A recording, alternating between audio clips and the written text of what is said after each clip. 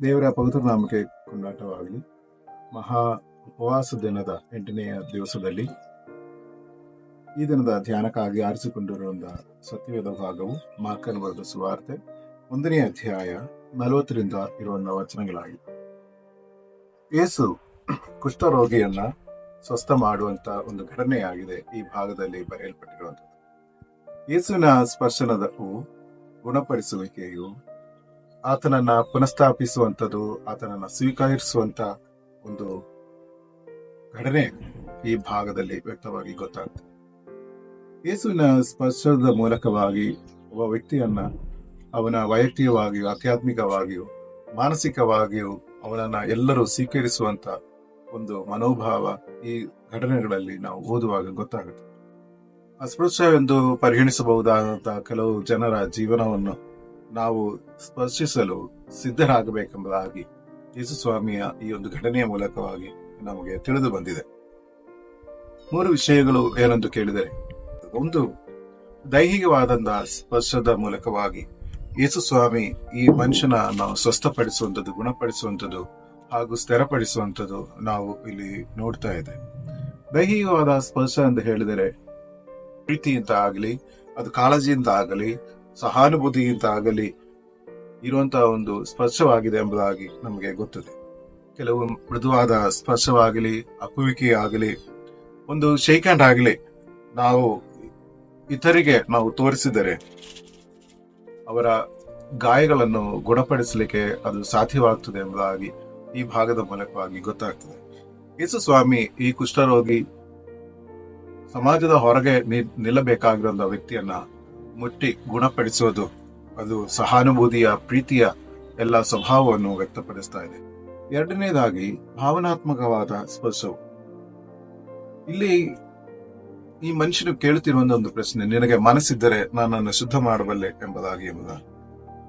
ಯೇಸು ಸ್ವಾಮಿ ಅಲ್ಲಿ ನಿಂತುಕೊಂಡು ಹೇಳುತ್ತಿರುವಂತಹ ವಿಷಯವು, ನನಗೆ ಮನಸ್ಸುಂಟು, ಶುದ್ಧವಾಗು ಎಂಬುದಾಗಿ.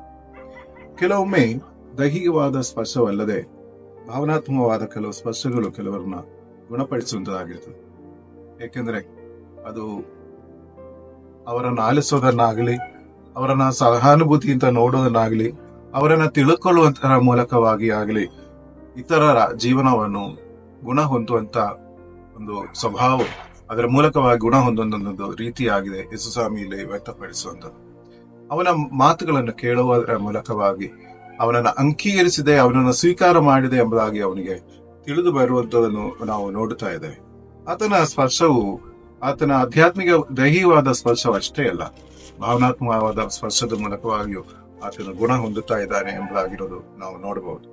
3ನೇದಾಗಿ ಆಧ್ಯಾತ್ಮಿಕವಾದಂತ ಸ್ಪರ್ಶವು ಇಲ್ಲಿ ಇದೆ ಎಂಬುದಾಗಿ ನಾವು ನೋಡ್ತಾ ಇದ್ದೇವೆ. ಯೇಸುವಿನ ಸ್ಪರ್ಶದಿಂದ ಅದು ದೈಹಿಕವಾಗಿ ಮಾತ್ರವಲ್ಲ, ಆಧ್ಯಾತ್ಮಿಕವಾಗಿಯೂ ಆತನು ವಾಸಿಯಾಗಿದೆ ಎಂಬುದಾಗಿ ನಾವು ಈ ಭಾಗಗಳು ಓದುವಾಗ ಗೊತ್ತಾಗ್ತದೆ. ಆಧ್ಯಾತ್ಮಿಕ ಸ್ಪರ್ಶದ ಅಂತ ಹೇಳುವಾಗ ಅದರಲ್ಲಿ ಪ್ರಾರ್ಥನೆ ಆಗಿರಬಹುದು, ಅದೊಂದು ಪ್ರೋತ್ಸಾಹ ಆಗಿರಬಹುದು, ಅವರಿಗೆ ಒಂದು ಬದಲಾವಣೆ ಅಲ್ಲಿ ಉಂಟಾಗಿದೆ ಎಂಬುದಾಗಿರೋದು ನಾವು ನೋಡ್ತಾ ಇದ್ದೇವೆ. ಈ ಮನುಷ್ಯನನ್ನ ಯಾರ ತರ ಇದು ಹೇಳಬೇಡ ಎಂಬುದಾಗಿ ಹೇಳಿದಾಗ ಯೇಸು ತನಗೆ ಗುಣಪಡಿಸಿದ್ದನ್ನು ಊರೆಲ್ಲ ಹೋಗಿ ಸಾರಿದ್ದಾರೆ ಎಂಬುದಾಗಿರೋದು ನಾವಲ್ಲಿ ನೋಡ್ತಾ ಇದ್ದೇವೆ. ಯೇಸು ಸ್ಪರ್ಶಿಸುವುದರ ಮೂಲಕವಾಗಿ, ಯೇಸುವಿನ ದೈಹಿಕವಾದ ಸ್ಪರ್ಶದ ಮೂಲಕವಾಗಿ, ಭಾವನಾತ್ಮಕವಾದ ಸ್ಪರ್ಶದ ಮೂಲಕವಾಗಿ ಅವನಿಗೆ ಆಧ್ಯಾತ್ಮಿಕವಾದ ಒಂದು ಬದಲಾವಣೆ ಅವನಿಗೆ ಉಂಟಾಯಿತು. ನಮ್ಮಲ್ಲಿಯೂ ಆಧ್ಯಾತ್ಮಿಕವಾದ ಒಂದು ಸ್ಪರ್ಶನವು ಇರಬೇಕು. ಆದ್ರೆ ಮಾತ್ರ ನಮಗೆ ದೇವರ ಆ ಅನುಭವಗಳನ್ನು ಇತರಿಗೆ ತಿಳಿಸಲಿಕ್ಕೆ ಆಗುತ್ತದೆ. ಆದ್ರೆ ಮಾತ್ರ ನಮಗೆ ಈ ಪ್ರಾರ್ಥನೆ ಮಾಡಲಿಕ್ಕೆ ಸಾಧ್ಯವಾಗುವುದು. ಹಾಗಿದ್ರೆ ಮಾತ್ರ ನಮ್ಮ ಜೀವನದಲ್ಲಿ ಆಧ್ಯಾತ್ಮಿಕ ಬೆಳವಣಿಗೆಯನ್ನು ಉಂಟಾಗುವುದು. ಯೇಸುವಿನ ಸ್ಪರ್ಶನದ ಶಕ್ತಿಯು ಗುಣಪಡಿಸುವಂತದ್ದಾಗಿತ್ತು. ಅದು ದೇವರ ಪ್ರೀತಿಗಿಂತ ಮತ್ತು ಅದರ ಕಾಳಜಿ ಆಗಿದೆ, ಅದು ಪ್ರಬಲವಾಗಿ ಅಲ್ಲಿ ನಿಂತಿರುವಂತದ್ದು ಎಂಬುದಾಗಿ ನಾವು ನೋಡ್ಲಿಕ್ಕೆ ಆಗುತ್ತದೆ. ಯೇಸುವನ್ನು ಹಿಂಪಾಲಿಸುವಂತ ನಾವು ದೈಹಿಕವಾಗಿಯೂ, ಭಾವನಾತ್ಮಕವಾಗಿಯೂ, ಆಧ್ಯಾತ್ಮಿಕವಾಗಿಯೂ ಜನರ ಜೀವನವನ್ನು ಸ್ಪರ್ಶಿಸುವವರಾಗಿರಬೇಕು. ಅದಕ್ಕೆ ದೇವರು ನಮ್ಮನ್ನು ಸಹಾಯ ಮಾಡುವನಾಗಿದ್ದಾನೆ. ನಾವು ಇದರ ಮೂಲಕವಾಗಿ ದೇವರ ಹತ್ರ ಪ್ರಾರ್ಥನೆ ಮಾಡಬೇಕಾಗಿರೋ ಒಂದು ವಿಷಯ, ಸ್ಪರ್ಶದ ಗುಣಪಡಿಸುವ ಶಕ್ತಿಯನ್ನು ಪ್ರದರ್ಶಿಸಿದ ದೇವರೇ, ನಾವು ಸುತ್ತಲಿರುವವರ ಜೀವನದಲ್ಲಿ ನಮ್ಮ ದೈಹಿಕವಾದ, ಭಾವನಾತ್ಮಕವಾದ ಸ್ಪರ್ಶವು ಅಗತ್ಯವಿರುವವರಿಗೆ ಸಾಂತ್ವನ ಮತ್ತು ಕಾಳಜಿ ಗುಣಪಡಿಸುವ ಸಾಧನವಾಗಲು ನಮ್ಮನ್ನು ಬಲಪಡಿಸಬೇಕೆಂಬುದಾಗಿ ನಾವು ಪ್ರಾರ್ಥನೆ ಮಾಡಬೇಕು. ಈ ವಾಕ್ಯದ ಮೂಲಕವಾಗಿ ಈ ಶ್ರಮಾನುಭವಗಳ ದಿನಗಳನ್ನು ಆಚರಿಸುವ ಮುಂಚೆ ನಾವು ದೇವರನ್ನ ಸ್ತುತಿಸುವವರಾಗಿಯೂ ನಮ್ಮನ್ನೇ ನಾವು ತಿಳಿದುಕೊಂಡು ನಮ್ಮ ಜೀವನವನ್ನು ಪರಿವರ್ತಿಸುವವರಾಗಿಯೂ ನಾವು ಇರಬೇಕು. ದೇವರು ನಮ್ಮನ್ನು ಸಹಾಯ ಮಾಡಿ.